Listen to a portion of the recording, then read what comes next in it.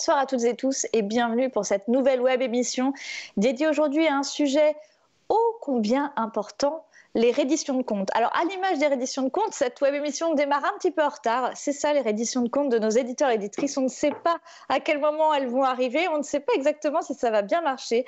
Et aujourd'hui pour parler de ce sujet qui certes peut-être en rebute plus d'un, mais qui est pourtant très important parce que ça concerne l'argent que vous devez toucher selon l'exploitation de vos œuvres. Nous sommes avec 3 personnes. Tout d'abord, Anne Lepage, qui est juriste. Bonsoir, Anne.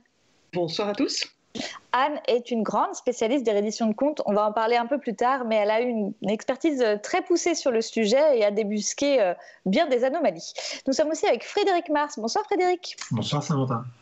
Frédéric, tu es écrivain. Et tu vas pouvoir nous parler aujourd'hui de ton parcours professionnel et des difficultés ou des bonnes choses aussi que tu as pu rencontrer vis-à-vis de ces documents que nous fournissent les maisons d'édition chaque année.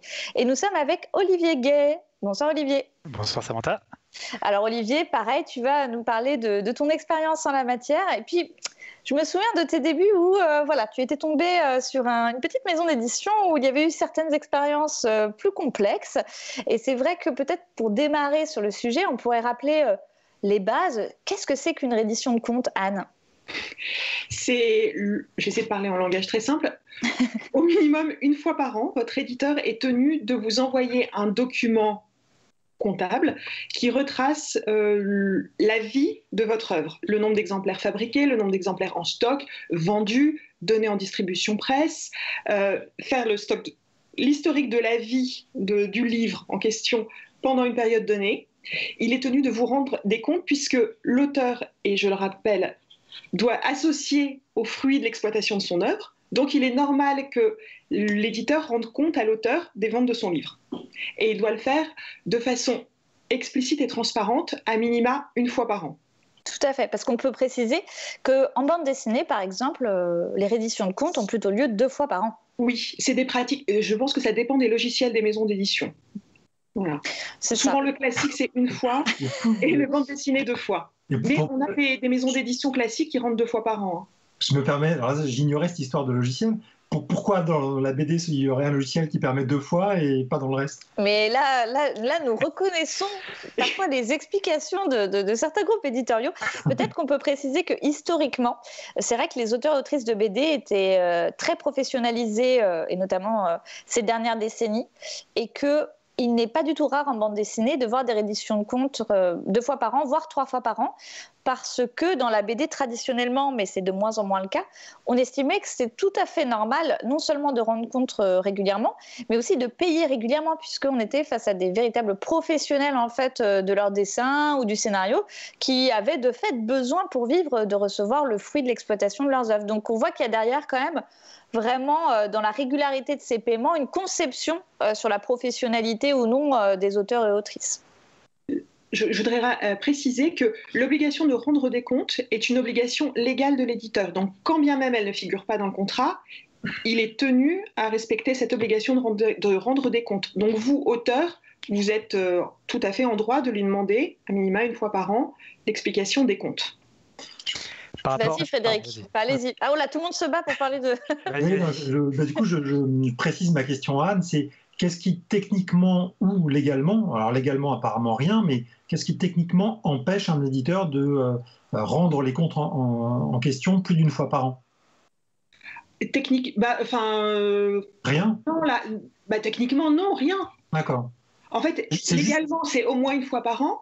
Après, c'est vrai que je vais vous répondre, je pense, ce qu'il dirait, c'est une machine très lourde à faire, et ça, voilà. Mais disons que c'est à minima une fois par an.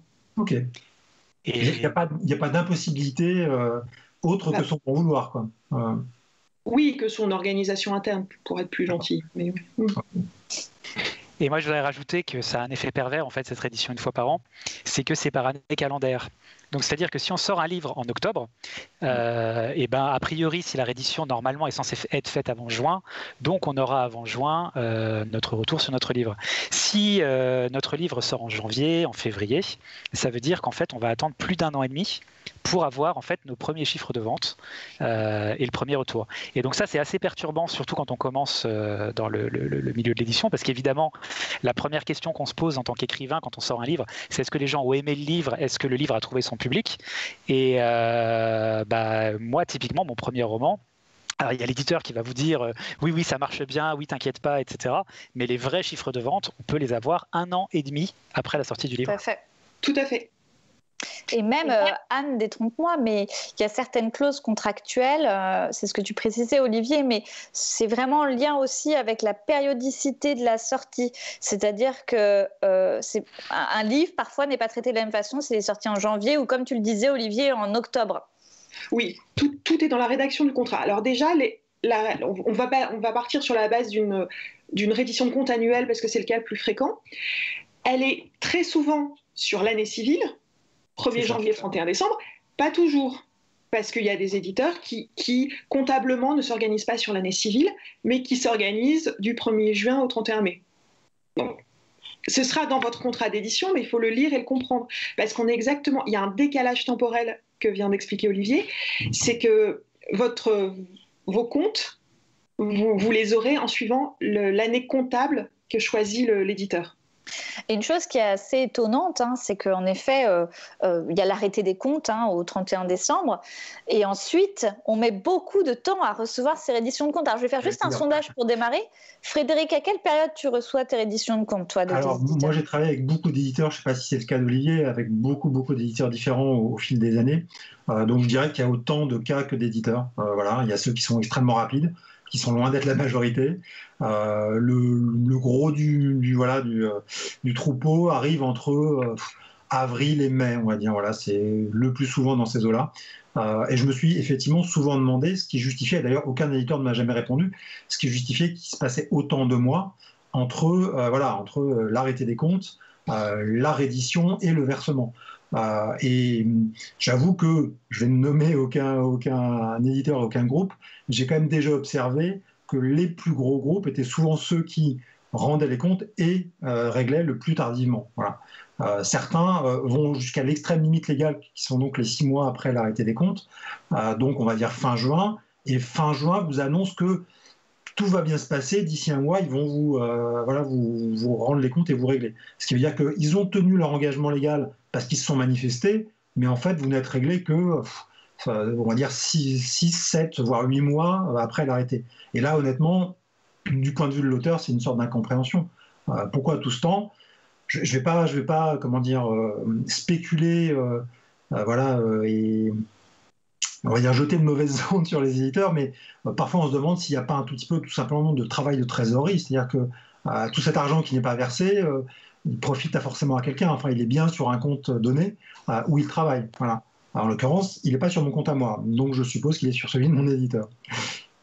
Anne, tu peux apporter des précisions ? Oui, vérifiez bien dans vos contrats aussi. En général, la reddition de comptes fait l'objet d'un article et l'arrêté des comptes et le rendu des comptes est spécifié dans un article. Donc, l'article vous dit en gros, l'éditeur vous rendra les comptes 1 fois par an en se basant sur l'année civile et s'engage à vous rendre les comptes et les paiements afférents s'il y a, dans un délai, et là il faut vérifier dans votre contrat parce que ça change selon les éditeurs, dans un délai de 3 mois suivant la date d'arrêté des comptes jusqu'à 6 mois. Et rien ne vous empêche, arrivé le délai de 3 mois, de demander, d'écrire, demander. Alors de mon côté, il y a la règle et il y a la pratique. Oui, mais plus on demande et plus on montre qu'on suit son dossier, qu'on pose des questions, et mieux on est traité. Alors moi j'ai remarqué quelque chose, c'est que en termes de reddition de comptes, parce que comme Frédéric, je travaille avec quasiment toutes les maisons d'édition, et tous les groupes en tout cas. Et en fait, de manière générale, alors moi j'ai moins de chance que toi sur les dates de reddition parce que quasiment tous se donnent le mot et je les ai vraiment fin juin. Ah oui. Par contre, j'ai le paiement avec, c'est-à-dire que ça m'est encore jamais arrivé. Une fois j'ai réclamé, ils ont réglé l'année suivante, ils ont régularisé, mais ça m'est jamais arrivé d'avoir un paiement après le 30 juin. Donc qu'il s'agisse de, que ce soit les groupes Hachette, Edi8, enfin globalement la plupart des groupes. C'est vrai que c'est vraiment à chaque fois sur le fil du rasoir, mais ça m'est encore jamais arrivé qu'ils aient dépassé le 30 juin. Mais clairement, ouais, ils font travailler la trésorerie jusqu'au 30 juin, ça c'est sûr.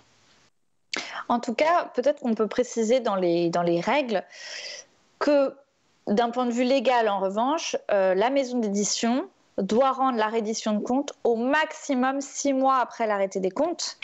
Donc en fait, au maximum au mois de juin, en théorie. Donc s'il y a un retard, comment ça se passe, Anne, si on ne reçoit pas une reddition de compte? Alors, vous mettez en demeure votre éditeur de vous envoyer la reddition de compte. La réforme, alors j'ai en tête 2014, dans 2016, voilà. Vous lui envoyez une lettre de mise en demeure de vous renvoyer la reddition de compte. Il doit le faire. Si il ne fait pas 2 fois de suite, vous pouvez résilier votre contrat. C'est ça. Et oui, vas-y Frédéric. J'entends ce que dit Anne, mais sans être mauvais, je serais tenté de dire qu'on ne travaillera plus avec cet éditeur-là, quoi. Oui. Mais la question, c'est l'argent. Et parce qu'on est là pour parler de ça, globalement, ce soir. Et en effet, normalement, il devrait y avoir une quasi-simultanéité, même une simultanéité entre le document et le paiement, en fait. N'est-ce pas? Moi, j'avoue que j'ai toujours connu des cas de simultanéité. Exactement. Je vais juste intervenir pour rebondir sur ce que disait Frédéric, parce que c'est super intéressant. C'est qu'en fait, beaucoup d'auteurs, surtout quand on commence, on a l'impression, alors que c'est pas le cas ni au regard de la loi ni en réalité, qu'on est un peu dans une relation de subordination avec l'éditeur. C'est-à-dire que l'éditeur est plus puissant que nous, l'éditeur a la possibilité de nous faire travailler ou pas, et par conséquent, on n'a pas envie de le froisser. L'éditeur fait une erreur sur les comptes, dit pardon, on dit oui, oh là là, c'est pas grave. L'éditeur a un petit peu de retard, on dit oh là là, c'est pas grave. Mais en fait, c'est faux. Et à partir du moment, alors il faut y mettre les formes évidemment, mais à partir du moment où on est dans notre bon droit, ça m'est arrivé plusieurs fois en fait de râler, voire d'exiger des choses qui étaient demandées en disant alors les rééditions, je les ai toujours eu à temps, mais par exemple des choses, on va peut-être en parler plus tard, mais des choses qui n'étaient pas sur les rééditions, des choses qui correspondaient pas, ou sur d'autres sujets qu'on va pas traiter aujourd'hui, mais sur des sujets marketing ou des choses comme ça où on a un mécontentement. Pour moi, il faut pas hésiter, pour ceux qui nous regardent, il faut pas hésiter à challenger l'éditeur de temps en temps. L'éditeur, il a un business comme un autre. C'est pas que de l'affect, donc il va pas vous blacklister juste parce que vous avez posé une question sur votre édition de compte, quoi. Je souscris complètement. Je rappelle que la vente des livres, c'est votre source de revenus. Donc c'est normal que vous posiez des questions, que vous suiviez le calendrier et que vous posiez des questions et que vous soyez en droit d'attendre des réponses aux questions que vous posez pour comprendre les chiffres. Il n'y a aucune arrière-pensée à avoir. C'est normal. J'ai un exemple qui est super concret pour le coup et d'un très grand groupe. En fait, sur mon tout premier bouquin qui avait très très bien marché en numérique et ça se voyait, c'est-à-dire que sur les sites de vente numérique, sur Amazon, etc., il était à chaque fois dans le top 1, dans le top 10. Donc moi j'étais très content et j'étais en mode je vais avoir des ventes exceptionnelles, plein d'argent, ça va être formidable. La réédition de compte arrive et je vois qu'en gros j'ai fait 3000 ventes numériques, alors que je m'attendais à beaucoup plus. Donc j'appelle, je dis je suis un peu surpris, 3000 ventes. C'était en 2012, donc le numérique était moins développé que maintenant. Je dis je suis un peu surpris, 3000 ventes, voilà, j'étais quand même dans le top 10 Amazon pendant 3 mois, ça me paraît très léger. Et ils disent non, c'est bien 3000 ventes, on vient de vérifier, c'est bien 3000 ventes. Et c'était parmi mes premiers bouquins, donc je me suis dit je vais fermer ma gueule. Sauf que quand même à un moment ça me perturbait, donc j'ai insisté, j'ai dit écoutez, est-ce que vous avez les documents que vous pouvez m'envoyer, les trucs, combien j'ai vendu sur Amazon, combien j'ai vendu sur Kobo, etc. Parce que ça me paraît super bizarre. Et là, j'ai un appel du directeur commercial de la grosse boîte, le directeur commercial lui-même qui m'appelle, qui fait vous allez rire, en fait c'est une erreur, les ventes qu'on vous a fait, c'est les ventes sur l'Apple Store, mais en fait on n'avait pas comptabilisé ni Amazon ni Kobo. Et en fait c'était pas 3000, c'était 28 000 ou un truc comme ça. Je trouve que Olivier soulève le sujet peut-être le plus tabou et en même temps pour moi le principal.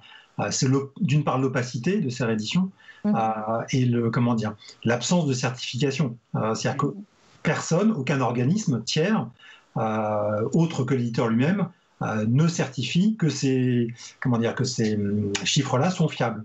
En littérature, on parle de narrateur non fiable ou fiable. Là, on pourrait parler d'éditeur fiable ou non fiable, mais le problème, c'est qu'on n'a absolument rien pour le contrôler et personne, aucun organisme qui contrôle effectivement la fiabilité de ça. Parce que l'exemple et l'anecdote que cite Olivier, je crois qu'à peu près tous les auteurs qui ont un petit peu de bouteille l'ont déjà vécu. Bien sûr. Juste avant que ça commence, on évoquait avec Anne on se connaît d'une vie antérieure et d'un agent, et que l'agent en question avait un petit peu secoué un éditeur pour vérifier la fiabilité de certains chiffres, quand s'était rendu compte qu'il me devait une somme assez importante, tout simplement parce que, comme le disait Olivier, oups, vous allez rire, on a oublié. Sauf qu'en l'occurrence, si à ce moment-là, l'agent en question, incarné par Anne, n'avait pas un tout petit peu secoué le truc, on l'aurait jamais su, et il se serait gentiment endormi sur une somme conséquente.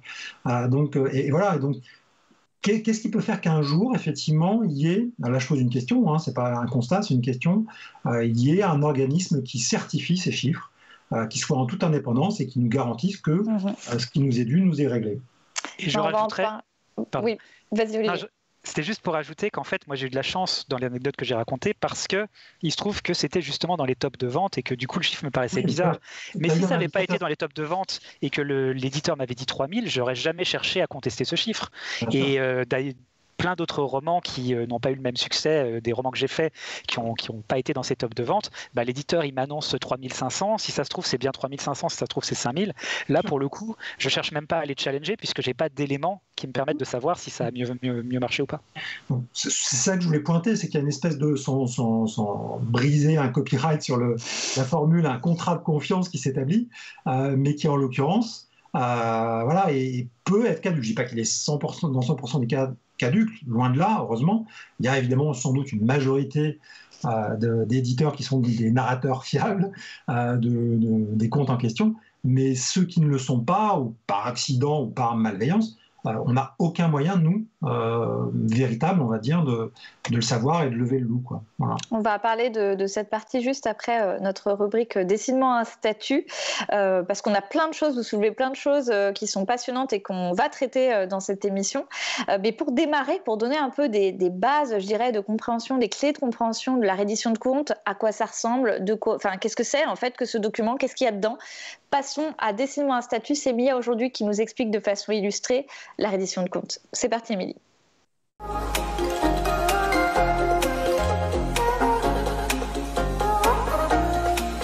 Lorsqu'un contrat d'édition est signé, les auteurs et autrices, comme les maisons d'édition, ont des obligations. Parmi ces obligations, la maison d'édition doit exploiter l'œuvre d'une manière permanente et suivie et se montrer transparente en matière de comptabilité. Oui, car une fois qu'un livre est sorti, les auteurs et autrices ont le droit d'avoir des informations fiables sur son exploitation. Ces informations passent par ce qu'on appelle la reddition de compte. Ce document est aussi celui qui déclenche le paiement des droits d'auteur que l'éditeur doit à l'auteur sur les ventes de son livre. L'article L132-13 du Code de la propriété intellectuelle prévoit que l'éditeur est tenu de rendre compte à l'auteur. Au moins une fois par an, la maison d'édition doit adresser à l'auteur une reddition de compte comprenant obligatoirement les informations suivantes. Le nombre d'exemplaires fabriqués en cours d'exercice, la date et l'importance des tirages, le nombre des exemplaires en stock, le nombre des exemplaires vendus par l'éditeur, le nombre des exemplaires inutilisables ou détruits par cas fortuit ou force majeure, ainsi que le montant des redevances dues ou versées à l'auteur. Les parties peuvent tout à fait convenir que la reddition de compte intervienne de manière plus régulière. En bande dessinée, elle est traditionnellement envoyée 2 fois par an. Souvent, vous recevez une épaisse liasse de documents, pas toujours très lisibles. N'hésitez jamais à poser des questions à votre éditeur. L'article L132-14 impose à l'éditeur de fournir aux auteurs et autrices toute justification propre à établir l'existence de ces comptes, précisant qu'à défaut, il pourra y être contraint de le faire par le juge. Aussi, l'article L132-5 du Code de la propriété intellectuelle précise que l'éditeur doit rendre compte à l'auteur de façon explicite et transparente du calcul de la rémunération résultant de l'exploitation de son œuvre. Si votre éditeur manque à ses obligations, vous pouvez exiger la récupération de vos droits. L'article L132-17-3-2 prévoit que l'auteur dispose d'un délai de 6 mois pour mettre en demeure l'éditeur d'y procéder, et que si cette mise en demeure n'est pas suivie d'effet dans le délai de 3 mois, le contrat est résilié de plein droit. En résumé, la reddition de compte est un enjeu important. Ces informations données par l'éditeur sont les seules qui vous permettent de savoir concrètement combien vous avez vendu d'exemplaires et donc combien vous devez être rémunéré pour l'exploitation de l'œuvre. En 2021, nous pouvons regretter que les redditions de compte n'interviennent en général qu'une seule fois par an, tout comme le paiement des droits d'auteur.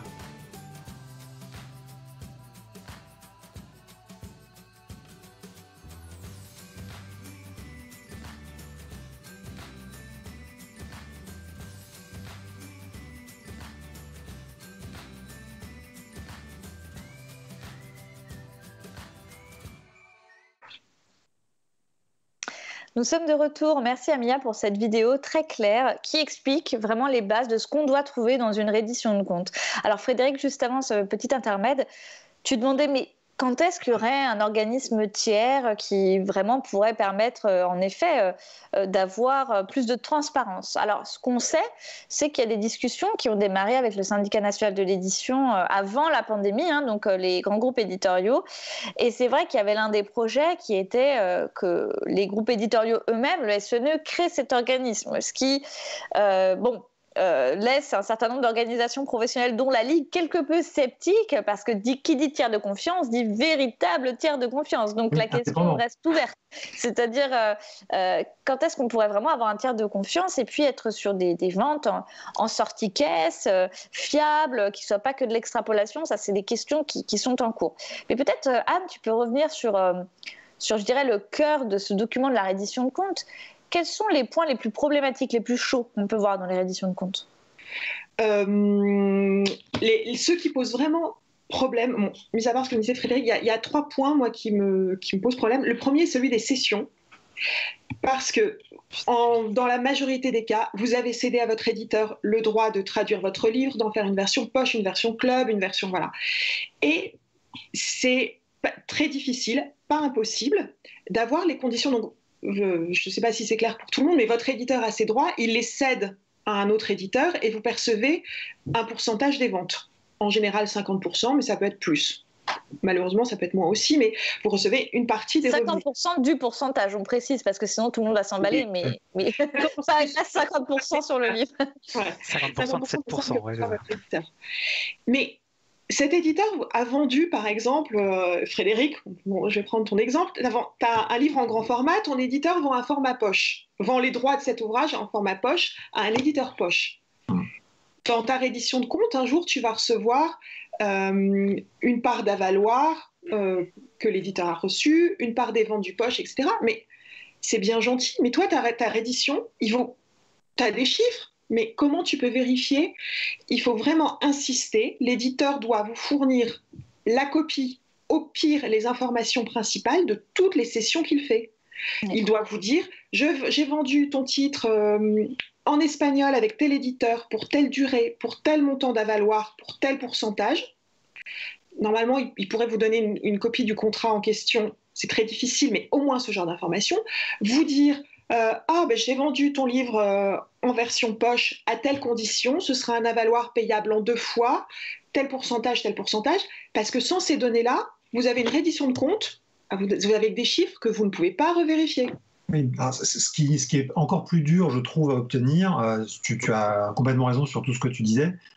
Généralement, au moment de la cession, enfin l'année suivant la cession plus exactement, on a au moins une trace de l'avaloir. Ça, c'est généralement le cas. Ce qui est encore plus dur à obtenir, ce sont les ventes dans le temps. C'est-à-dire les ventes poches, les ventes étrangères, encore pire dans le temps. Si notre éditeur a cédé les droits à, peu importe, un marché étranger 2 ans avant, combien on a vendu chacune des 2 années en question d'exemplaires, mais c'est quasi impossible à savoir. Au mieux du mieux, on a effectivement un joli chiffre sous forme d'une somme qui apparaît dans le tableau complet, et ça, c'est dans les bons cas, et on n'a jamais le détail. On n'a jamais le détail qu'on a, par exemple, pour notre marché domestique qui est la France.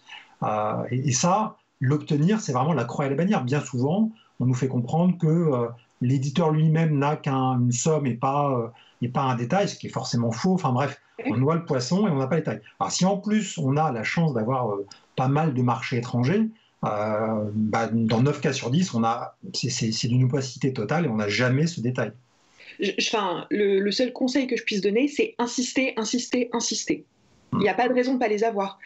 Et parce que s'ajoute en plus, pour l'auteur qui est encore qui est perdu, le problème d'écart temporel dont parlait Olivier tout à l'heure, c'est que, par exemple, votre éditeur vend en grand format en 2021 les droits poche à un éditeur poche. Cet éditeur poche va payer à votre éditeur en 2 fois un avaloir au titre de cette vente. Il va vous payer une partie de l'avaloir à la signature, il va payer à la signature du contrat et à la publication du poche qui est par exemple prévue en 2023. Vous, auteur, vous allez recevoir votre part de cet avaloir, pas en 2021, mais avec votre reddition de compte de l'année 2021 que vous recevrez en 2022. Et votre publication du poche, et entre-temps, le temps passe, enfin, je veux dire, vous pouvez oublier, l'éditeur peut oublier de rentrer, enfin voilà, vous n'y pensez pas. Mais en 2023, votre livre est sorti en poche.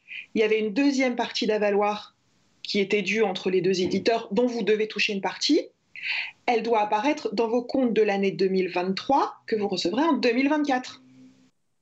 Ce que ne peux que conseiller, c'est vraiment alors je sais, sous format électronique, sous papier, mais il faut vous tenir une page récapitulative de toutes vos informations sur le contrat. Enfin, il faut se discipliner. Et je rejoins Olivier, c'est qu'on a beaucoup de bouquins sur le marché, ça peut être très compliqué, très consommateur de temps. C'est-à-dire qu'on devient plus comptable qu'auteur et ça pose un problème quand même. Non, mais c'est vrai. Mais c'est un investissement de temps parce que vous avez un contrat tout de suite, vous signez un contrat, vous faites une petite feuille en rappelant l'avaloir, la date à laquelle il est arrivé en banque chez vous, vous copiez-collez si vous avez des informations de votre éditeur sur les ventes.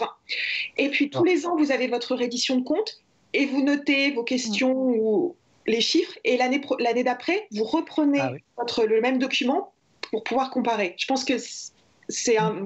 Ce qui se pose souvent le problème, c'est joindre la bonne personne chez l'éditeur. Une fois qu'on a fait ce travail, bien souvent, il y a là aussi une autre forme d'opacité, une opacité humaine, qui est que l'éditeur, qui est donc celui avec qui on traite les aspects éditoriaux, estime que lui, c'est pas son domaine, mais c'est quand même notre interlocuteur, qui est généralement notre à part les gens du marketing, notre seul interlocuteur dans la maison d'édition, et accéder à la bonne personne qui va nous répondre est souvent un parcours du combattant. Je sais, mais... Et alors, ça rejoint ce qu'on disait au tout début, c'est qu'en fait, où je disais insister auprès de l'éditeur et il n'y a pas de raison de se mettre en porte-à-faux, enfin, on ne va pas se mettre en porte-à-faux avec lui, mais je dis ça, c'est facile parce que j'ai une grande gueule. Il faut savoir qu'en fait, être écrivain, c'est généralement on juge un écrivain sur la qualité de ses écrits, pas forcément sur le fait qu'il soit à l'aise en public, à l'aise pour parler aux gens, qu'il soit à l'aise avec le conflit. Et je connais plein d'écrivains qui font d'excellents livres, mais qui n'ont pas envie d'aller au conflit. C'est pas leur métier, qui n'ont pas envie effectivement et ils devraient pas avoir à le faire. Ils devraient pas avoir à relancer pour la 4e fois un éditeur. Parce que à la limite, la première fois, tout le monde peut le faire. Poser une question gentille, on est tous capables de le faire. On envoie en disant au fait, vous aviez fait une session avec la Turquie. Où est-ce que ça en est? Combien c'est? Quand est-ce que je touche mes droits? Sauf que si l'éditeur noie le poisson, si l'éditeur répond pas, comme le dit très bien Anne, il faut revenir à l'assaut. 2 fois, 3 fois, 4 fois. Et puis si on n'a pas de réponse, il faut mettre en copie l'éditeur. Et puis petit à petit, ça sort vraiment. Nous, notre métier, encore une fois, c'est pas de se battre. Voilà, vous avez fait des vidéos, on se bat avec l'administration, on fait des vidéos, on se bat avec, on fait nous-mêmes notre promo. Mais oui, toutes nos vidéos web émissions, on est toujours en train de se battre. Je suis bien d'accord. Mais a priori, on est toujours en train de se battre, quoi. Si je peux donner une très rapide anecdote pour illustrer ce que vient de dire Olivier, il m'est arrivé l'an dernier une situation où j'ai dû moi contacter l'éditeur étranger, leur disant je crois savoir que vous avez versé de l'argent à mon éditeur français. Est-ce que vous pourriez leur demander de me verser ce qu'ils me doivent. Et ça s'est passé comme ça. C'est-à-dire que j'ai envoyé, moi, un mail en anglais à un éditeur en République tchèque pour que finalement, il fasse pression sur mon éditeur français et que je sois réglé ce qui m'était dû. Mais c'était quand même fou, quoi. C'est-à-dire que j'ai dû envoyer des tonnes de mails en République tchèque pour me rendre compte qu'effectivement, la somme avait été bien versée par cet éditeur-là, quoi. Moi, je comprends tout à fait ce problème de ne pas pouvoir, parce que c'est pas être en situation conflictuelle tout le temps, mais il n'empêche que dans un premier temps, tout seul, je pense que c'est vraiment important de ne pas avoir peur de regarder sa fiche, sa reddition de compte. Il y a quand même des redditions de compte qui sont parfaites et très claires et qui ne posent pas de soucis, faut le dire. Hein. Oui. Et c'est important, je pense que la première étape, c'est quand même important de ne pas avoir peur de mettre le nez dedans. Oui, ça ça s'apprend à la lecture. Et ce que tu disais, Anne, sur ta technique, c'est vrai que c'est vraiment des... Alors, à la fois, ça fait très peur parce qu'on dit, on a déjà tellement de trucs à faire. Mais bon, pour l'avoir expérimenté, c'est un petit fichier Excel. On met les informations du contrat, comme tu le dis, c'est-à-dire le pourcentage sur la cession, les provisions sur retour s'il y en a. Hein. Parfois, on peut négocier qu'il n'y ait pas de provision sur retour. Enfin, on met tous ces éléments, voilà. Et d'une année sur l'autre, moi, en tout cas, c'est avec ce suivi que j'ai... hélas, que j'ai pointé un certain nombre d'erreurs. Et c'est vrai que c'est fou de se dire qu'on est dans le pays du droit d'auteur et qu'on est dans un droit d'auteur philosophiquement qui crée un lien si puissant entre l'auteur et son œuvre, et qu'en fait on se retrouve de facto dans la réalité, dans une forme d'impuissance malgré tout à suivre en fait la trajectoire de cette œuvre et à obtenir des informations. Mais on peut essayer de mettre en place en effet certains outils pour au moins, je dirais, ne pas être dans la soumission quelque part, ou en tout cas dans l'absence de prise en main des choses. Oui, ne pas rester dans les limbes de « oh, il y a trop de chiffres, je ne vais pas regarder », et puis ne pas oser mettre le nez dedans. Il y a la première étape, c'est casser la peur. Et puis, justement, sur la lisibilité, j'avais une question pour vous deux, Samantha et Anne. Est-ce que dans les projets d'organismes certificateurs, il y a aussi le projet de standardiser, mais dans le bon sens du terme, les documents remis, la rédition elle-même, pour qu'elle soit plus lisible? Parce que dans certains cas, elle est lisible. Il y a aussi des cas où malheureusement, c'est vraiment du chinois, voilà, sans brocarder nos amis chinois. Et donc, en l'occurrence, je pense que tout le monde gagnerait, évidemment les auteurs, à ce qu'il y ait un type de document qui soit à peu près le même partout, ou est-ce que, c'est peut-être ce que nous répondra Anne, que ça va dépendre malheureusement de la diversité des logiciels comptables et que ça ne pourra jamais être unifié? Je peux répondre à cette question sur le fait qu'il y a eu des discussions sur les redditions de comptes entre le Conseil permanent des écrivains et le syndicat national de l'édition. Mais le fichier, le document type qui en est ressorti, en tout cas, à la Ligue des auteurs professionnels, on n'est pas vraiment satisfait de ce qui est sorti de cette négociation, parce que ça donne plutôt le sentiment, dans une volonté de standardiser, d'avoir perdu, je dirais, quelques éléments en notre faveur en route. C'est un peu, la difficulté de négociation qui ont lieu avec des interlocuteurs très divers et sans avoir une représentativité et un dialogue social établi dans des circonstances un peu plus claires que celles actuelles. En soi, c'est un bon projet, mais c'est vrai que ça touche à tout un tas de sujets. Et notamment, je me souviens très bien de la notion d'avaloir que ça a poussé à définir. Et un certain nombre de maisons d'édition, vous le voyez sur vos éditions de compte, ne gèrent pas l'avaloir de la même façon.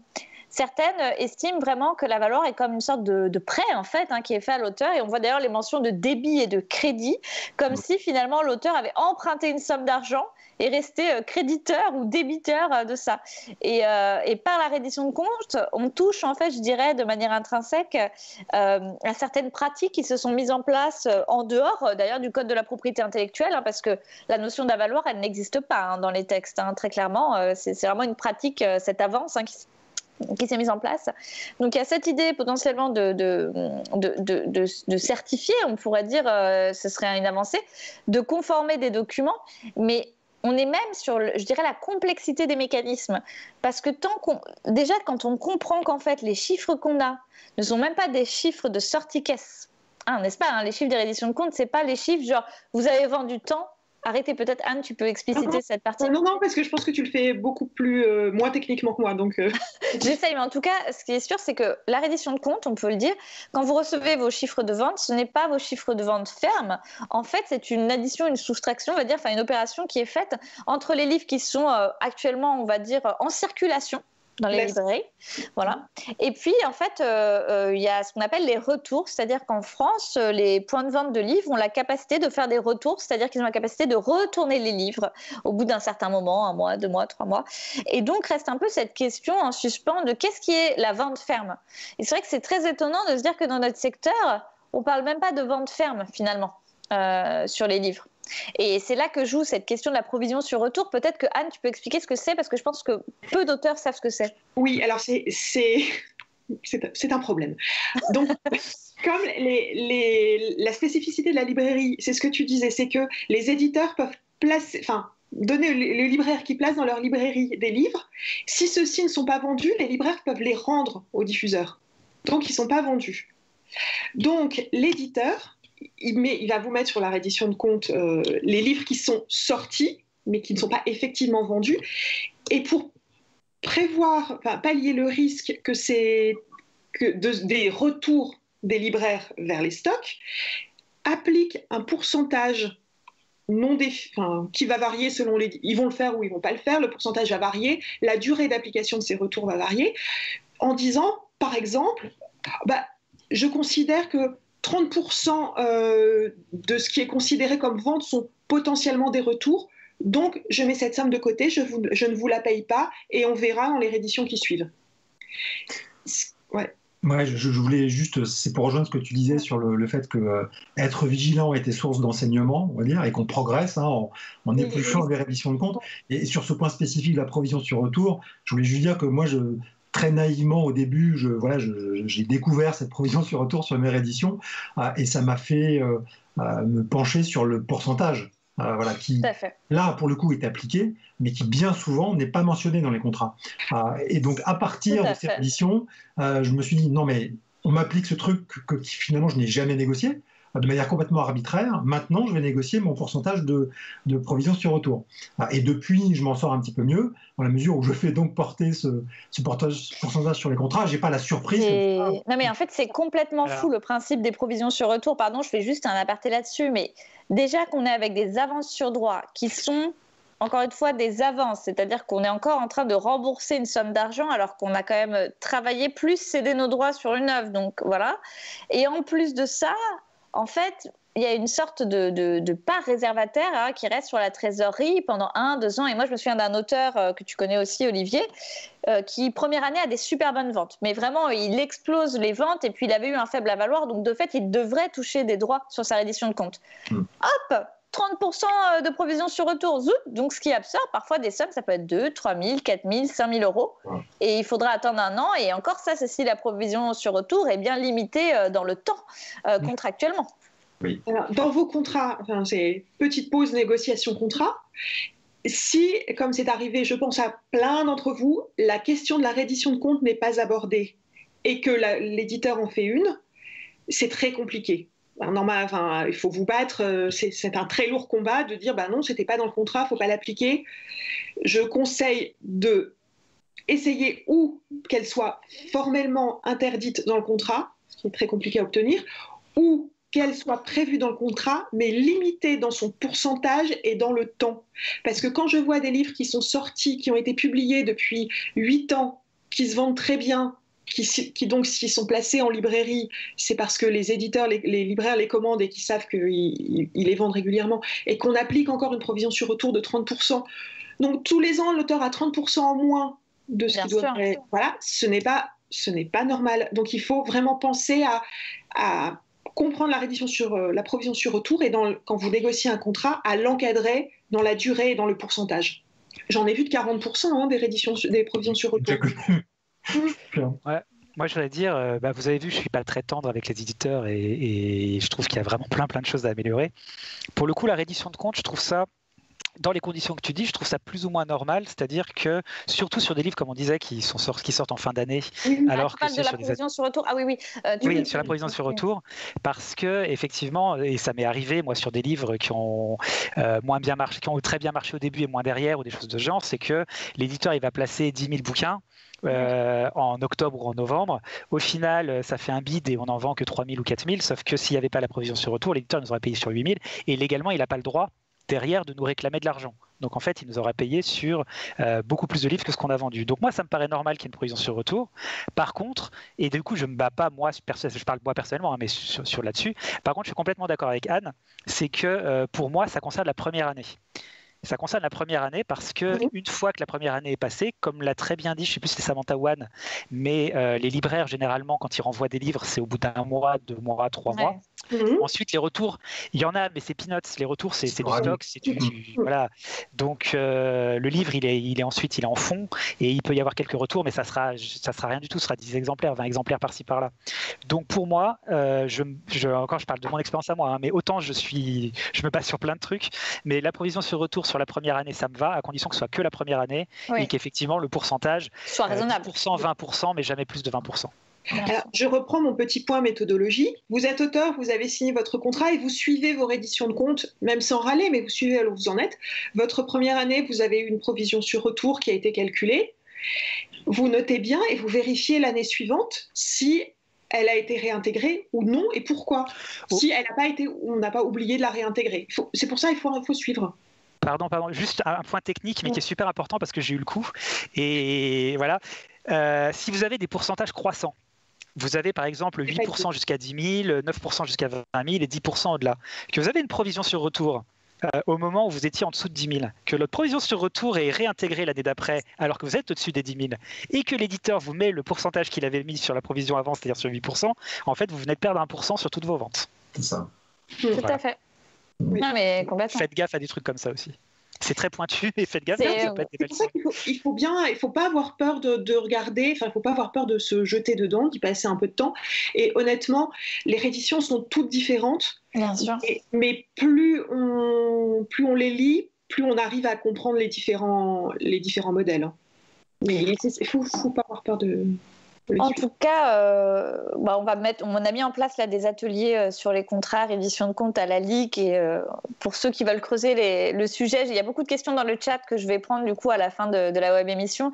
Sachez que ce genre de choses et ces ateliers pratiques, on peut tout à fait les mettre en place avec les méthodologies dont parlait Anne. Ça, c'est vraiment, je dirais, un peu les bases de l'apprentissage en tant qu'auteur et autrice. Même si c'est pénible et qu'on n'a pas envie de s'y pencher, on peut au moins s'octroyer, je dirais, le droit de prendre notre destin en main au maximum.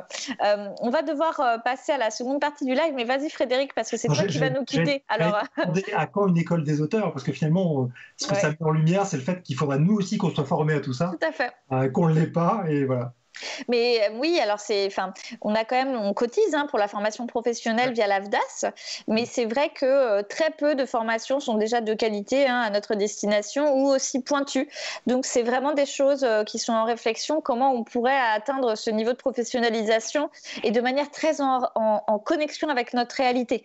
Parce que faire une énième formation de base, je dirais, sur, je sais pas, écrire un scénario de film quand on est écrivain, oui, pourquoi pas, mais en fait, là, on a vraiment des besoins spécifiques de formation qui sont beaucoup plus pointus sur la base de nos métiers. Et même les masters en création littéraire, on en parlait il n'y a pas si longtemps dans une autre intervention qu'on a fait avec la Ligue, sur même le sujet purement des écoles d'art, etc. Il y a un déficit d'expertise. Et finalement, vous voyez, des personnes comme Anne Lepage, il n'y en a pas tant que ça en France qui ont une expertise réédition de compte. C'est vrai, il faut le dire, c'est quand même une expertise très pointue d'avoir travaillé... un badge pour Anne. Non, mais c'est vrai, d'avoir travaillé sur des sujets extrêmement précis. Il n'y a pas 10 000 personnes, c'est vrai. Mais vous passez du temps à réfléchir à votre contrat, à le négocier, et après, vous ne suivez pas. Il y a un truc, de mon point de vue à moi, qui est tellement dommage. Oui. Ah, mais c'est sûr. En fait, vous avez bossé comme des dingues. Ah, j'ai obtenu tel truc. Et puis après, vous abandonnez le sujet. Et ça c'est pour ça, remettons la reddition de compte, qui est le nerf de la guerre. Non, mais là, nous avons une belle émission spécialement pour ce document. C'est quand même merveilleux. Frédéric, est-ce que tu as quelque chose à ajouter avant de nous quitter? Non, c'est tout ce que je vais paraphraser, ce que vient de dire Anne, c'est qu'effectivement, il faut être vigilant. Ce qu'il faut voir, et là je rejoins un tout petit peu Olivier, c'est que déjà, quand on écrit pas mal de bouquins, c'est plus difficile, je l'ai un peu dit tout à l'heure. Et puis, on a un moment, il y a peut-être, effectivement, on peut être potentiellement et ponctuellement un peu timoré face à tel ou tel éditeur. Il y a aussi le fait que, on a légitimement parfois l'impression que c'est pas notre métier, c'est pas notre rôle. Et voilà, je vais pas faire un panégyrique sur les agents, mais c'est vrai que c'est ce à quoi sont censés en partie servir les agents. Je dis pas que tous le font bien. J'ai eu des bonnes comme des mauvaises expériences dans le domaine, mais en l'occurrence, ça peut quand même aider. Et on observe chez nos amis anglo-saxons notamment, où l'agenting, on va dire, est quasiment la règle. On publie quasiment pas un roman si on n'a pas un agent.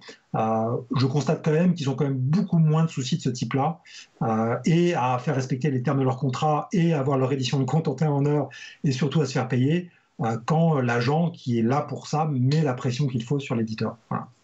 Après, ça, moi, ce qui m'embête, c'est que c'est une solution entre guillemets pour nous. Enfin, à partir du moment où on a des ventes qui sont correctes, on a des agents qui peuvent s'intéresser à nous.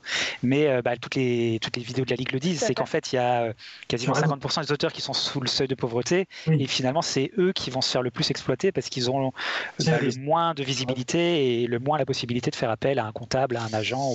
C'est ça, c'est qu'en fait, on a vraiment besoin aussi d'une régulation collective de ces éléments. Et pour le moment, on en est quand même loin. Très bien, mais merci énormément Frédéric d'avoir été avec nous. C'était passionnant d'échanger avec toi. Nous allons passer à la rubrique Ma vie, mes œuvres et au témoignage des artistes, auteurs et autrices sur les rééditions de comptes. Émilie, c'est parti, générique.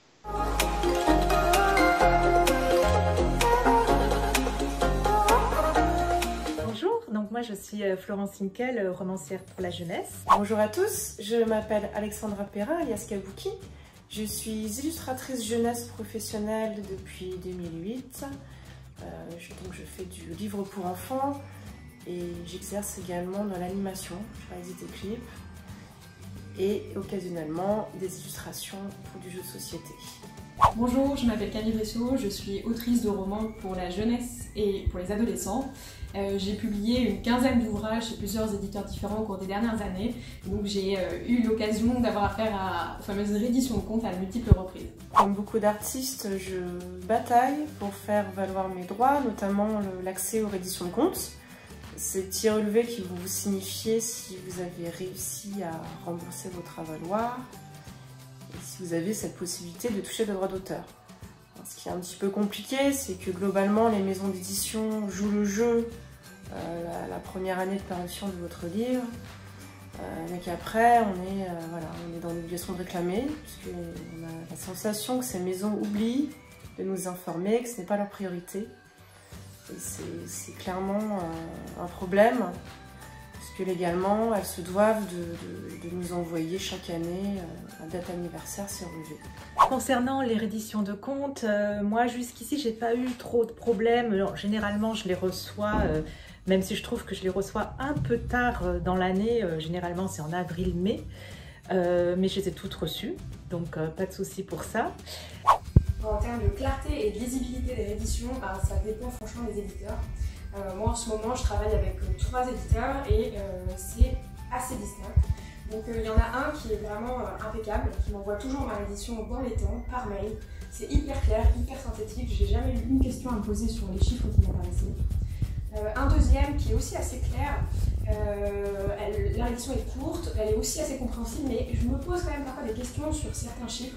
Par exemple les taux de pilons qui peuvent faire parfois très peur et sur lesquels j'avoue que je peux poser des questions. Elles sont lisibles avec le temps et avec l'expérience et c'est à mon avis pas au moment de la réédition de compte qu'il faut essayer de comprendre la réédition de compte, c'est au moment de la négociation du contrat.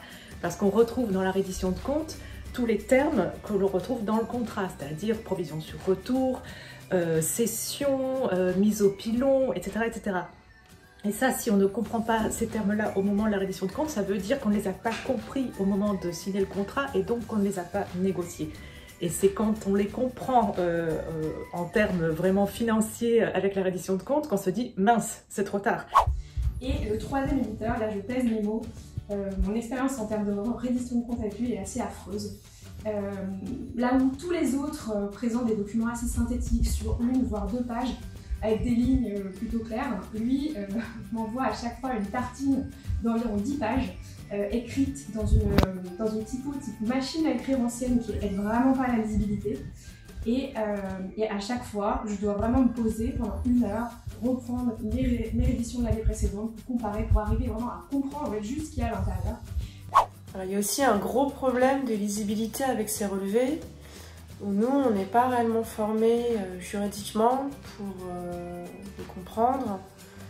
Et le gros souci, c'est que d'une maison à une autre, ces relevés diffèrent visuellement dans les intitulés. Les informations données sont assez différentes, c'est-à-dire que certains relevés, vous allez avoir une notion financière, c'est-à-dire savoir si vous avez remboursé ou non votre avaloir. Sur d'autres, ça sera un petit peu plus complet. Vous allez avoir le nombre d'exemplaires vendus, le nombre de stocks, le nombre d'exemplaires pilonnés, détruits. Et voilà, là c'est un petit peu plus clair, mais globalement c'est assez le bazar et c'est vrai qu'on a vite tendance à laisser tomber la compréhension de ces relevés. Toujours pour cette raison que les sommes sont assez minimes et que moi personnellement je contente beaucoup des avaloirs, même si c'est pas très respectueux de notre travail dans le sens où on n'est pas réellement payé pour ce qu'on fait, on doit rembourser une somme qui a été donnée. Et effectivement, c'est trop tard, il faut vraiment le comprendre avant. Et ça nécessite une formation.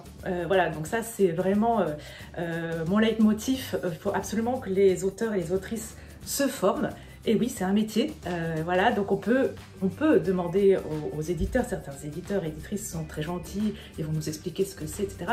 Mais à mon avis, c'est pas très simple, parce que ça nous place dans une position infantilisante. Voilà, on n'a pas à demander à l'éditeur de nous informer là-dessus, même si souvent ils le font volontiers. C'est à nous d'être au fait là-dessus pour pouvoir être en position au moins d'égalité avec eux au moment de les négocier. Et un autre souci, c'est qu'il y a beaucoup de données manquantes sur ces relevés, notamment les éditions étrangères, les traductions, où les maisons ne se donnent pas réellement la peine de nous informer sur le rayonnement de nos livres à l'étranger, ce qui est, soit dit en passant, illégal, puisque ces relevés doivent signifier également les ventes à l'étranger et que l'on doit être rémunéré sur ces ventes. Et c'est bête, mais ça vient d'un très gros groupe éditorial. Donc moi, je vois vraiment une volonté en fait de ne pas évoluer là-dessus, et je me dis que, je sais pas, c'est une volonté pour faire en sorte qu'on ne comprenne rien. Donc ça m'ennuie un peu parce que cet éditeur, je l'apprécie, j'aimerais vraiment retravailler avec lui. À chaque fois, je lui dis, je vais lui reproposer un projet, et puis à chaque fois, je reçois cette édition et je me dis, non, en fait, je veux plus revivre ça. Je pense que cette situation est surtout due au fait que beaucoup d'auteurs jeunesse ont du mal à rembourser leurs avaloirs. Et les maisons d'édition ne se donnent pas réellement la peine de nous informer de ces quelques euros gagnés à l'année grâce aux droits d'auteur. C'est quand même problématique parce qu'on a la sensation d'être un petit peu lâché par les maisons. Et moi-même, il m'est arrivé durant pas mal d'années, notamment début de carrière, de ne pas demander ces relevés. Parce que j'avais cette sensation que le livre ne se vendait pas, et à juste titre, puisque au début je recevais des relevés avec la somme 0 en bas de page sur mes 3 ou 4 premiers livres, et ce qui était globalement assez démoralisant et assez frustrant. La réédition de compte idéal, pour moi, elle devrait être claire et synthétique, elle ne devrait pas faire 10 pages, elle devrait être vraiment courte, elle devrait utiliser des termes simples, elle ne devrait pas être intimidante en fait, on ne devrait pas se sentir bête en la lisant, en la découvrant. Si elle pouvait être plus régulière aussi, trimestrielle, ça serait pas mal, parce qu'une fois par an, c'est quand même un peu court. Et enfin, si elle pouvait être un petit peu harmonisée dans les éditeurs, qu'on ait à chaque fois un format qui soit à chaque fois à peu près cohérent, un petit peu comme un bulletin de salaire en fait pour n'importe quel salarié. Alors, la réédition de compte idéal pour moi, ce serait déjà de banaliser et vulgariser sa lecture. Pourquoi pas en créant un relevé similaire pour toutes les maisons, avec peut-être une sorte de mode d'emploi, un petit peu comme ce qu'on peut voir sur les déclarations d'impôts, quelque chose d'explicatif pour les auteurs et de très simple en lecture et en compréhension. Moi, la réédition de compte idéal, déjà, ça serait plus d'une par an, parce qu'une seule par an, c'est pas assez. D'autant plus que désormais, depuis 2019, nous réglons les cotisations sociales et les impôts, même c'était depuis 2018, de façon contemporaine. Donc on a besoin de savoir auparavant combien on va gagner. On a besoin de le savoir dès le mois de janvier. Donc ça, c'est quelque chose qui est très insuffisant. Donc il faudrait au moins qu'elle soit trimestrielle, au moins dans le meilleur des cas. Mais ce qui serait encore mieux, c'est à l'ère du numérique, tout de même, c'est qu'on ne soit pas dans l'attente d'un papier, mais qu'il y ait une plateforme qu'on pourrait consulter, tous les auteurs et toutes les autrices, pour voir en temps réel quelles sont nos ventes. Voilà, les chiffres GFK par exemple, ça paraît pas foufou qu'on puisse les consulter à volonté. Voilà.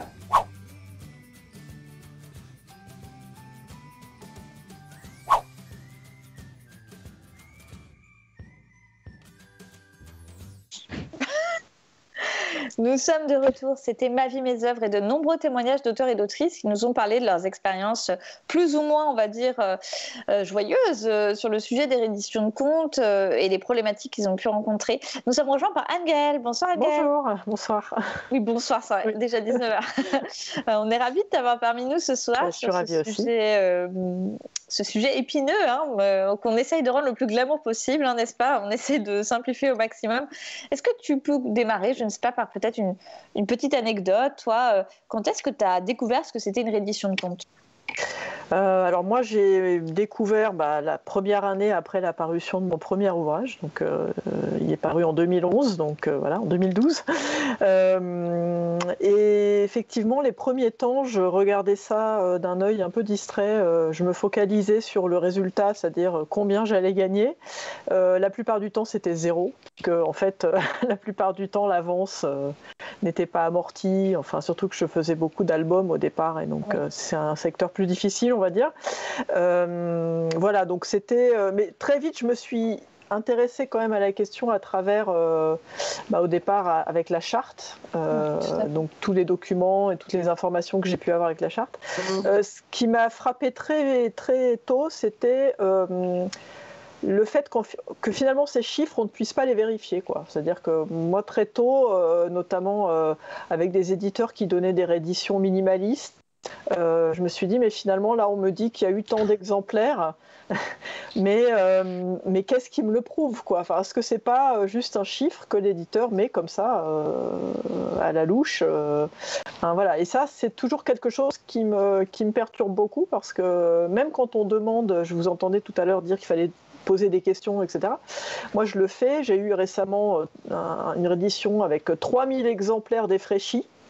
Donc là, forcément, ça m'a interrogée. J'ai eu beaucoup de mal à avoir une réponse parce que les gens n'étaient jamais là, en vacances, malades, etc. Et finalement, on m'a dit oui, tu comprends. En fait, non. Alors en fait, c'est pas vraiment ça. C'est les retours qui progressivement, un par un, deux par deux, les retours libraires sont défraîchis. Alors on les met là-dedans, mais en même temps, il y avait aussi exemplaires presse et exemplaires défraîchis dans la même colonne. C'est un grand groupe en plus, c'est pas un amateur. Voilà. Et finalement, j'ai pas eu une réponse très satisfaisante, quoi. C'est-à-dire que on a une réponse, certes, mais après on reste avec sa réponse et on se dit un peu l'impression de s'être fait avoir, mais on peut pas finalement y faire grand-chose, quoi. Donc, C'est vrai que c'est un point technique que tu pointes qui est important, c'est les exemplaires gratuits, que ce soit service presse, comme on le disait, ou exemplaires détruits. Anne, est-ce que tu peux nous faire un petit point sur ce sujet? Parce que les exemplaires hors droit, c'est quand même parfois une zone floue. Oui, alors, j'ai pas grand-chose à dire parce que c'est très flou. En fait, les contrats en général prévoient qu'un certain nombre d'exemplaires ne seront pas soumis au paiement de droits qui sont négociés dans le contrat parce qu'ils sont distribués notamment à titre de service de presse. Mais quel est le montant de ces exemplaires? Comment ils sont chiffrés, surveillés, ça, vous pouvez toujours, c'est toujours de la négociation, est-ce que c'est le bon cheval de bataille, voilà, dire que les exemplaires de presse ne sauront dépasser un pourcentage du tirage. Mais c'est complètement libre de la part de l'éditeur de dire, je vais consacrer un tel nombre d'exemplaires en presse et qui ne sont pas soumis à droit, de facto.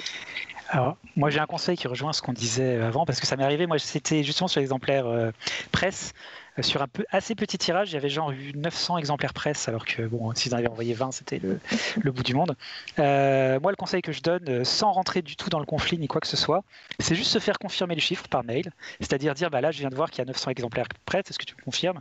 Et parce qu'en fait, le principe, c'est que les éditeurs, de toute façon, s'il y a une erreur, soit elle est volontaire, soit elle est involontaire, c'est logique. Et de toute façon, dans les deux cas, l'éditeur le fera passer pour involontaire, ce qui est logique aussi. C'est-à-dire que si on tombe sur une erreur, l'éditeur, il va dire « Ah bah oui, pardon, excuse-moi, c'était pas 900, c'était 90, je me suis trompé d'un 0 ». Donc, tant qu'on ne demande rien, l'éditeur, entre guillemets, est dans son bon droit. À partir du moment où on demande et que l'éditeur nous renvoie un mail pour nous confirmer le chiffre, là, par contre, il est en train de mentir, si c'est faux. Donc ça nous donne une preuve ou quelque chose comme ça. C'est-à-dire que si tu vois sur ta réédition qu'il y a 2000 par exemple, que tu demandes qu'il te confirme le chiffre de 2000, si plus tard, parce que ça peut arriver quelquefois au niveau juridique ou quoi que ce soit, si plus tard il y a un audit et qu'on ne tombe pas sur les 2000, là c'est clairement un mensonge de la part de l'éditeur. Alors que si on n'a pas fait la demande, l'éditeur il peut toujours dire je suis désolé, dans la saisie, effectivement je me suis complètement trompé, c'est ma faute, j'ai oublié un 0. Voilà. Mais c'est le problème, ce qu'on disait aussi, c'est la question des services, c'est-à-dire à qui on s'adresse. Parce que c'est souvent les services comptabilité, ou enfin, c'est la personne qui fait la réédition de compte, sauf minuscule structure, ce n'est pas la personne avec qui on va travailler nos textes. C'est vrai. Oui, mais c'est à votre interlocuteur, éditeur, personne physique, de répercuter à son... Exactement, au bon service. Alors, on parlait de la charte tout à l'heure, Anne-Gaëlle, donc tu me fais une parfaite transition, parce que la charte nous fait la joie de nous autoriser de diffuser sa série Dans la peau d'un auteur jeunesse, et c'est un épisode bien croustillant, puisqu'il s'agit du contrat de confiance. Est-ce que les contrats et les redditions de comptes, c'est une question purement de confiance? C'est parti, Émilie. Un succès de librairie, c'est avant tout un travail d'équipe entre l'auteur et son éditeur. Mais en quoi consiste cette collaboration? Comment les éditions du Roncier chouchoutent-elles les talents qui font leur réussite? Et comment imaginent-elles pour eux une relation de travail saine qui les encourage à créer des chefs-d'œuvre? Nous rejoignons Anatole Truc et son éditrice Françoise Blaise dans un bar de Montreuil. Le salon du livre jeunesse s'achève et le dernier roman d'Anatole, L'île sans trésor, confirme son succès. Françoise a organisé une soirée pour fêter ça. Les amis, s'il vous plaît, merci beaucoup d'être là, d'être venus ce soir. Ça me fait très plaisir. Je vous rappelle que le bar est ouvert, c'est moi qui régale. Ouais, avec nos droits d'auteur. Allez, à notre santé.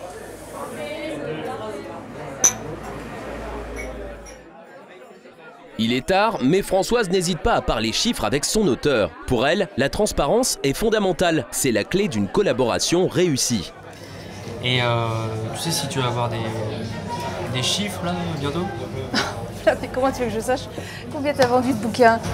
Ah non mais il faut que j'attende le retour des libraires, les invendus, tout le reste. Hein. C'est compliqué, c'est très compliqué. Ça fait 8 mois qu'il est sorti le bouquin. Et tu sais, parfois on croit que c'est un succès et pouf, on reçoit une tonne d'invendus. Attends, tu fais une fête et tu sais pas si c'est un succès? Anna, comment vas-tu?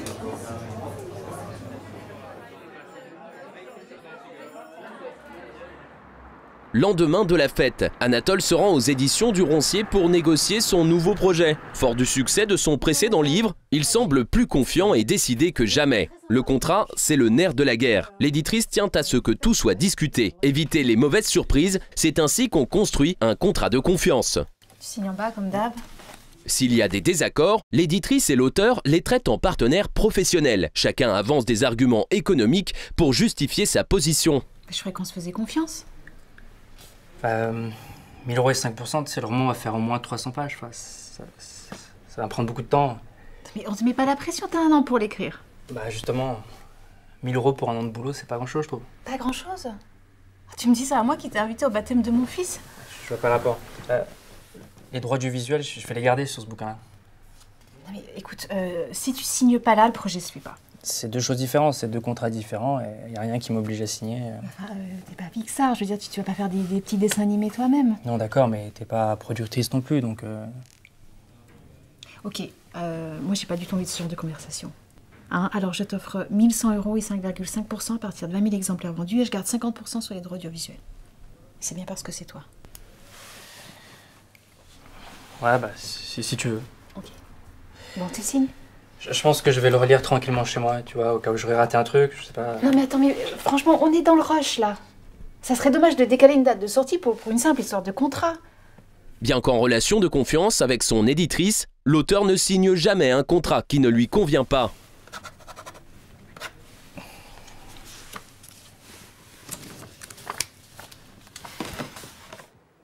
Son contrat signé, Anatole peut rentrer chez lui le cœur léger. J'ai oublié mon sac.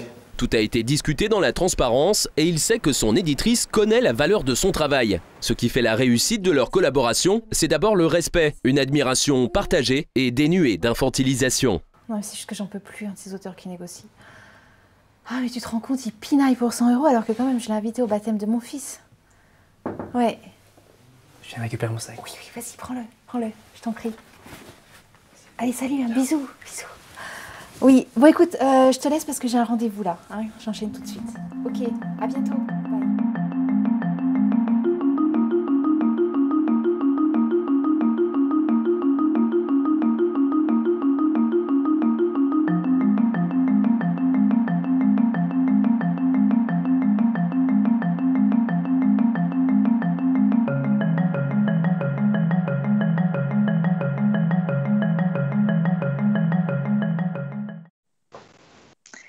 C'était le contrat de confiance, une vidéo parodique de la Charte des auteurs illustrateurs jeunesse qui avait fait grand bruit parce qu'elle pointait justement la question de ce mélange d'affect et de professionnel dans la négociation du contrat. Et qui dit contrat d'édition, comme on le voyait, dit répercussions concrètes sur les rééditions de comptes et donc sur l'argent que vous allez toucher pendant la période d'exploitation de vos œuvres. On va passer à une autre rubrique de notre émission qui est les questions, parce que les questions sont très nombreuses sur le chat. Émilie, peux-tu envoyer le courrier des artistes-auteurs, s'il te plaît ?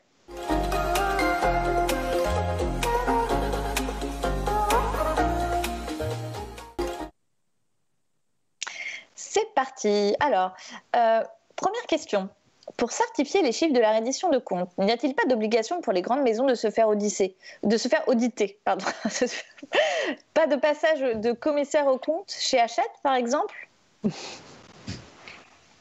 Question de Thomas. Pour leur compte, mais pas pour votre contrat en particulier. Est-ce qu'un auteur peut demander un audit ? Question innocente, hein, mais... En général, oui. Dans les contrats, c'est tout à fait possible. Après, ça a un coût, hein. C'est ça. Le problème, c'est que qui a les moyens de payer ça par la suite ? C'est un peu le nerf de la guerre. Hein. C'est ce dont on discutait en off.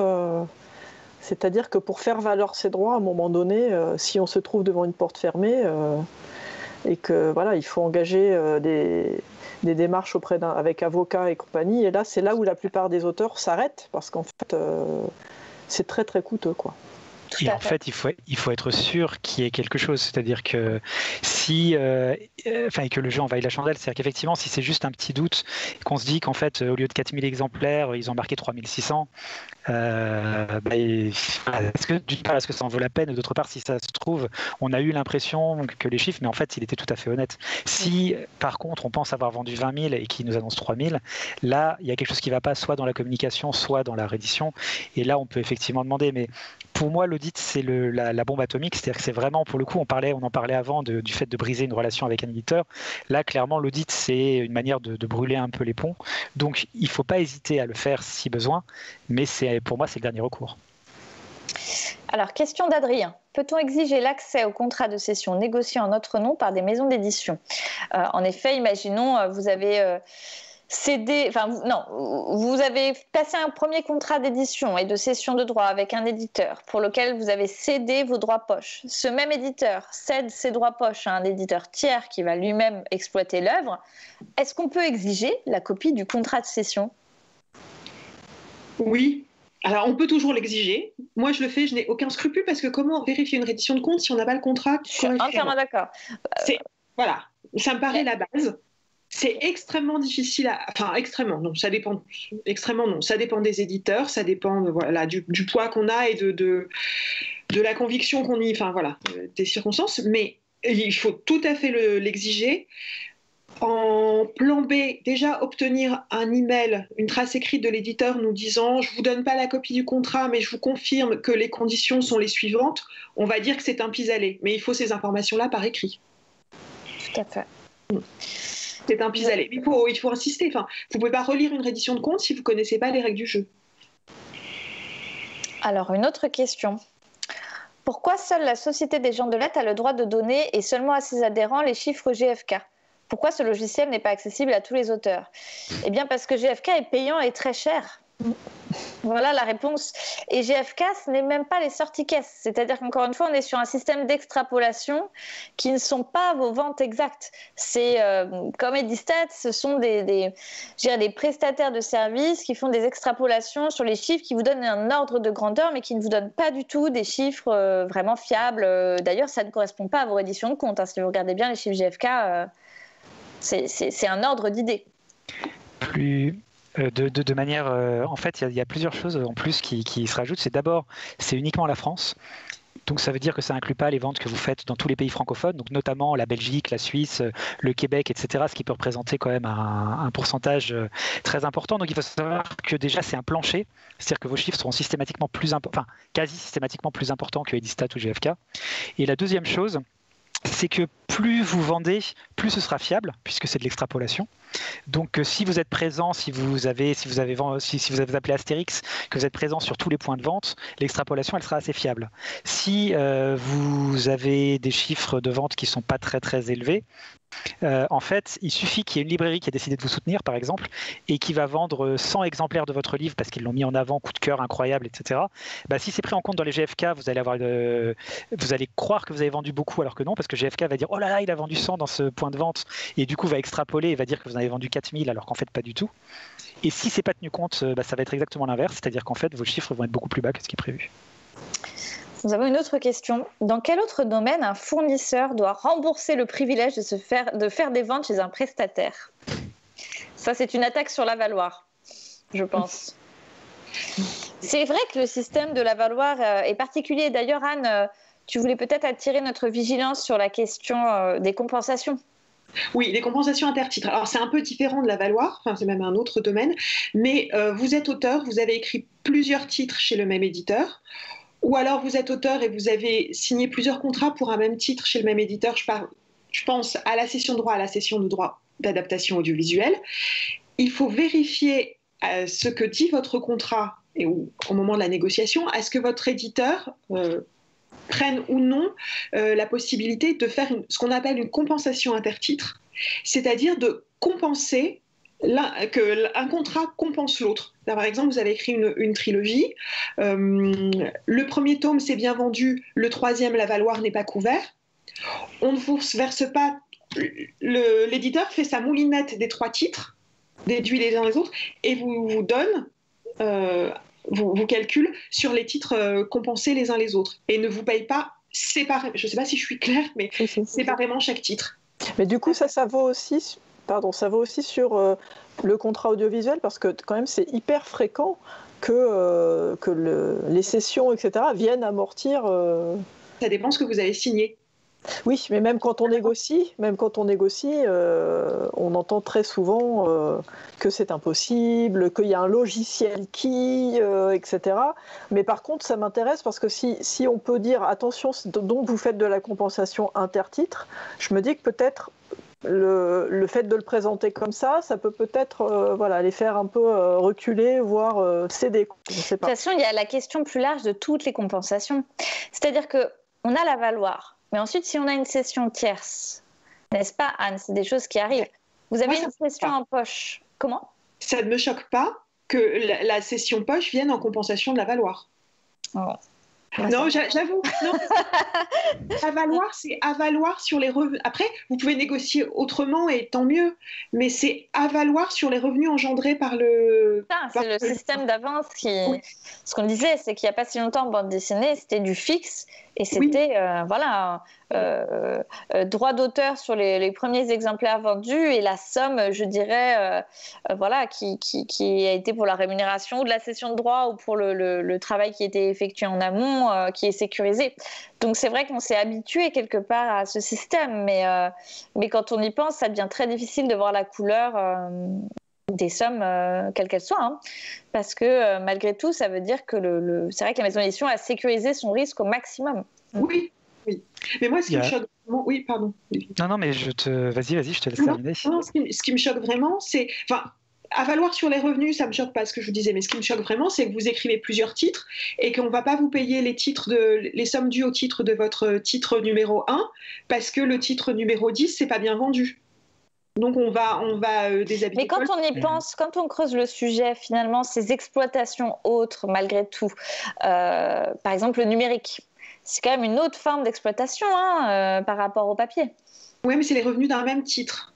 Donc ça se discute, c'est moins évident. Mais ça se négocie. Hein. Tout à fait. Alors c'est ça que je voulais dire justement, c'est que en fait, pour moi, j'ai une super leçon d'un de mes premiers bouquins, c'est que tout se négocie. Quoi que disent les éditeurs, absolument tout se négocie. Et j'ai anecdote très rapide, mais parce que vraiment je me la suis pris en plein dans la gueule et tout de suite ça a posé le sujet, c'est qu'en fait j'étais allé voir un éditeur. Les chiffres que je vais donner sont à titre indicatif, hein, c'est pas du tout les vrais chiffres, mais c'est juste pour en donner. Je vais voir un éditeur, l'éditeur me dit bah voilà, on a vu, on adore votre livre, on veut le publier. vous propose un avaloir de 3000. Je dis 3000, c'est vraiment pas beaucoup. Ils disent bah oui, mais en fait, on peut pas monter au-dessus, on n'est jamais monté au-dessus et c'est pas possible en fait parce qu'il y a notre logiciel et notre truc et tout. Je dis bah c'est super embêtant, j'avais envie de bosser avec vous, mais en fait, j'ai une autre maison d'édition qui m'a proposé 7000, donc vous comprenez. Il dit j'ai dit 3000, non, je voulais dire 7000 bien sûr. Voilà. Donc il faut juste savoir qu'en fait tout ça c'est du flan et qu'en fait c'est juste un rapport de force entre l'intérêt de l'éditeur pour le livre et l'intérêt de l'auteur pour la maison d'édition. Donc évidemment c'est toujours plus facile quand on a plusieurs maisons d'édition parce que ça permet d'avoir une concurrence que si on a une seule proposition. Mais absolument tout est négociable, tous les éléments. Alors, je crois qu'il y avait une question sur le chat, vous disiez sur le primo-accédant. Oui, je vais passer à cette autre question du coup. Alors attendez, je la retrouve dans ma liste longue parce qu'il y a énormément de questions. Attendez, est-ce qu'un primo-auteur peut se permettre ce genre de remarques sur ces points, par exemple sur les négociations, les provisions sur retour, etc. Du coup, moi, ma réponse, c'était de dire que oui, mais... Je me dis, parce que j'ai eu aussi le cas inverse avec des gens qui demandaient des conseils, etc. C'est en tant que primo-auteur, pour moi, il ne faut pas se battre sur tous les points du contrat.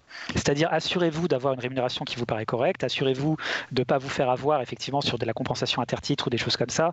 Mais pour moi, quand on est primo-auteur, qu'on n'a pas encore du tout de nom ni quoi que ce soit, on est encore, pour l'éditeur, on est encore un peu remplaçable. Et pour moi, on n'est pas encore, mais c'est vraiment mon point de vue, dans le point où on va se battre sur chaque point. Parce qu'à partir d'un moment, l'éditeur, il va finir par dire, attends, t'as pas encore fait tes preuves, etc. Moi, ma logique, c'est de dire s'assurer les points importants qui me paraissent bien, et une fois qu'on est dans le milieu, une fois qu'on a fait un livre, là par contre, là on devient plus chiant. Alors, il y a encore une autre question. Pour les auteurs chez Hachette, est-ce que leur espace auteur a changé quelque chose? Hachette annonçait: l'innovation qu'apporte Hachette Livre pour les auteurs français offrira donc à chaque auteur un espace personnel sécurisé, le détail des tirages et des ventes de ses livres, en papier comme en numérique, ainsi que la liste de ses contacts au sein de la maison d'édition. Alors, pour le coup, pour avoir de nombreux livres publiés chez Hachette, je n'ai pas encore eu vent de concrètement cet espace. Toi, Olivier Non, alors le Covid a accéléré un truc qui est vraiment chouette, c'est que maintenant on a les contrats en numérique. Et ça, comme moi j'en avais vraiment beaucoup, ça c'est vraiment génial. Toutes les signatures numériques, la lecture du contrat, les trucs, les modifications. Mais par contre, l'espace, pour l'instant, j'en ai pas vu la couleur. Moi non plus. Je voulais vous donner quelques chiffres pour clôturer ce live et les questions du live. C'est les chiffres d'un baromètre de la SGDL et de la SCAM d'il y a quelques années. 60% des auteurs interrogés doivent encore réclamer leur relevé droit. Parce que c'est vrai que là, on parle entre nous et je dirais qu'on est souvent publié par des maisons d'édition assez importantes qui ont des moyens. À peu près, on va dire. Je t'arrête, Samantha, parce que moi, j'ai l'expérience d'une maison d'édition assez importante, comme tu l'appelles, qui, par contre, se permet au bout de 5 ans de ne plus envoyer de réédition. Bon, je voulais faire une note un peu sympa, mais qui vient de tout. Et qui me dit, non, au bout de 5 ans, c'est à vous de la réclamer. Ça, ce n'est pas du tout légal. Donc, nous avons 60% des auteurs interrogés qui doivent encore réclamer leur relevé de droit, ce qui est énorme. Et 52% des auteurs n'ont jamais reçu de droit lorsque leurs œuvres ont été exploitées à l'étranger. C'est-à-dire qu'ils n'ont pas reçu ni l'information, ni le paiement. Ça m'est arrivé plusieurs fois. Ah oui, de même. Voilà. Et parfois, je galère encore à obtenir les informations. Par hasard sur une couverture en chinois ou en coréen. Et là, on demande à notre éditeur qui nous dit « oui, je suis désolé, c'est normal, ça apparaîtra dans le prochain relevé. » Et là, si on ne l'a pas noté l'année d'après, on ne s'en souvient plus. Anne-Gaëlle, tu fais partie des 24% des auteurs qui ont eu connaissance de traduction de leur livre à l'étranger par un autre biais que par leur éditeur. Tout à fait. Et pour info, moi j'ai eu l'inverse. C'est-à-dire, j'ai un éditeur qui m'a dit, c'était pour mon tout premier bouquin en fait, qu'il y avait un deal qui avait été signé en Turquie pour tel montant. Donc là, pour le coup, Anne, tu serais fière de moi parce que j'ai demandé, etc. Et j'ai tout eu, les montants, les trucs et tout. Sauf que du coup, ça apparaît pas sur la réédition. Donc je dis, c'est bizarre, il y avait la session, machin, etc.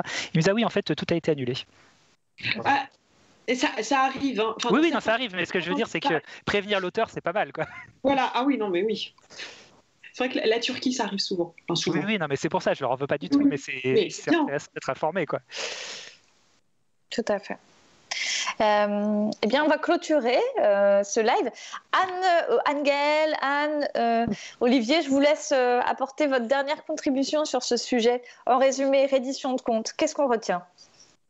On retient que c'est un peu le nerf de la guerre, qu'il faut absolument se discipliner un petit peu et apprendre effectivement à prendre le temps de les lire et à ne pas hésiter à s'interroger, à poser des questions aux éditeurs.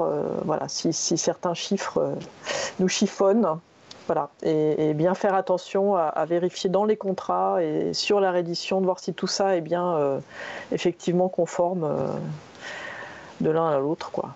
En gros.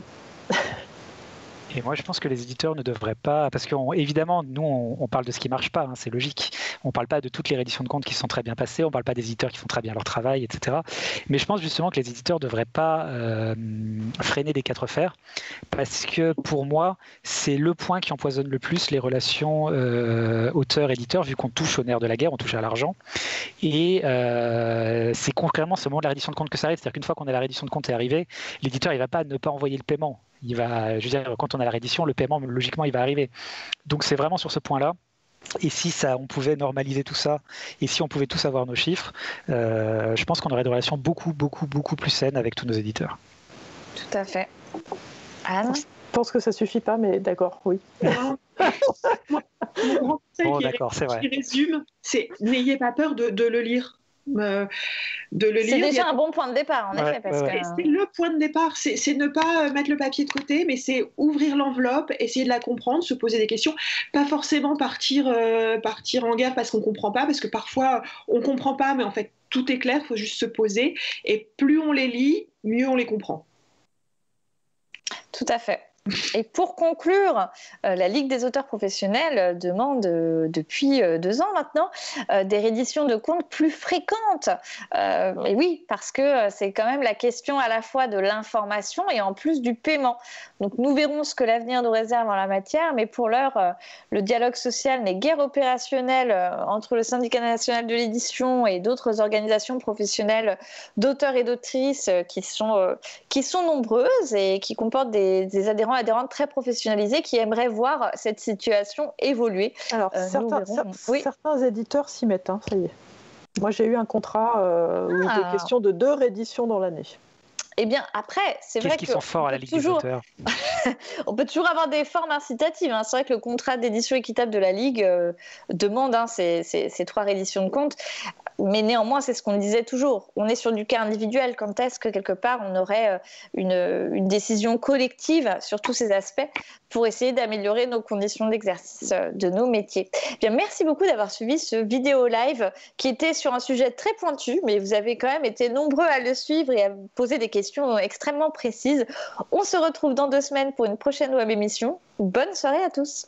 Merci à tous. Bonne soirée.